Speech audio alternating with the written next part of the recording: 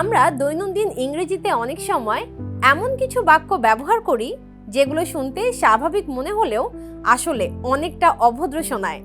যেমন sit down, close the door, wait there. এ ধরনের বাক্যকে ইংরেজিতে বলা হয় বেয়ার ইম্পারেটিভ। এভাবে সরাসরি নির্দেশ দেওয়াটা ইংরেজিতে খুব একটা ভদ্র শোনায় না, বিশেষ করে কর্মক্ষেত্রে বা অপরিচিত কারোর সাথে কথা বলার সময়। তবে চিন্তার কিছু নেই, একটা ছোট্ট ট্রিক ব্যবহার করে আপনি এই বাক্যগুলোকেই অনেক বেশি ভদ্রভাবে বলতে পারেন। প্রথমত, বাক্যের শুরুতে বা শেষে প্লিজ ব্যবহার করুন। যেমন please sit down, wait there please, please close the door. এবার আরও একটু ফর্মাল করতে চাইলে কাইন্ডলি ব্যবহার করতে পারেন। যেমন কাইন্ডলি টেক আ সিট।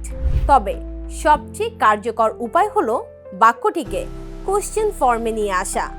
তবে এক্ষেত্রে আমরা ক্যান এর পরিবর্তে কুড ব্যবহার করি, কারণ ক্যান অনেক সময় সরাসরি সাউন্ড করে, কিন্তু কুড ব্যবহার করলে বাক্যটি বেশি ভদ্র শোনায়।